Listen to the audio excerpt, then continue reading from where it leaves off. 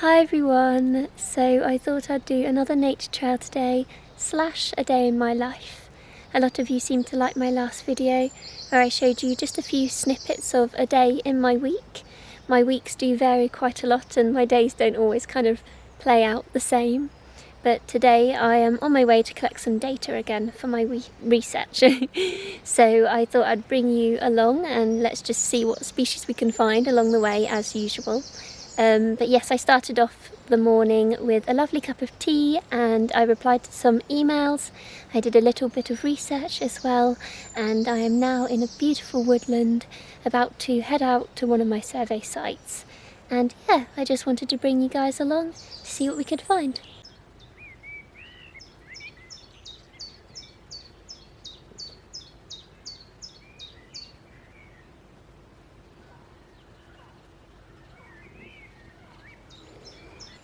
So we have a beautiful little member of the true bugs here. I've mentioned this before on this channel, but although a lot of people kind of refer to all insects as bugs, this isn't actually accurate.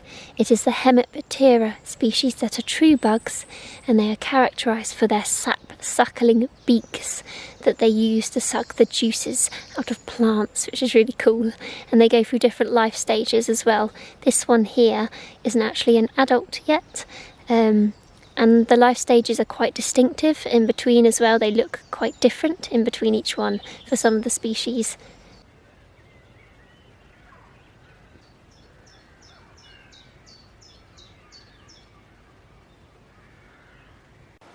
I'm just marvelling at this thrift right by the coast here at one of my survey sites. You can always tell a coastal plant by kind of how sturdy the stems are. You can really see how this flows easily in the wind, and when you feel the stems, they're quite strong. And I just see this in any habitat, and I just find it absolutely wonderful, you know, how species are evolved so particularly to their habitat.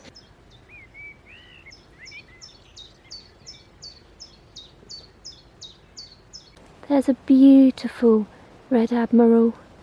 These butterflies actually make a really long migration all the way to Africa. I just think it's absolutely wonderful how such a tiny little species, so delicate, can make such a journey. Even the smallest of creatures have so much strength and determination.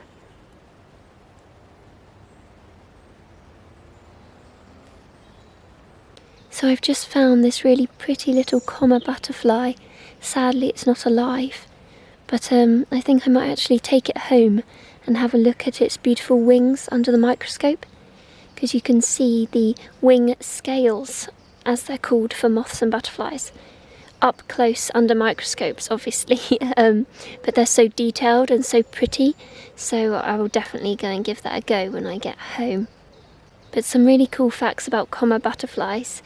They're actually named the comma butterfly because of the white markings on their underwings that look like little commas, which is really cute. And some comma butterflies actually emerge earlier on in summer, and the ones that do this are usually paler in colour, which is rather unusual compared to the ones that emerge later on in summer. They're usually a lot darker. And it's the ones that emerge earlier that will end up having a second brood, whereas the ones that emerge later will tend to only have one and then overwinter as adults.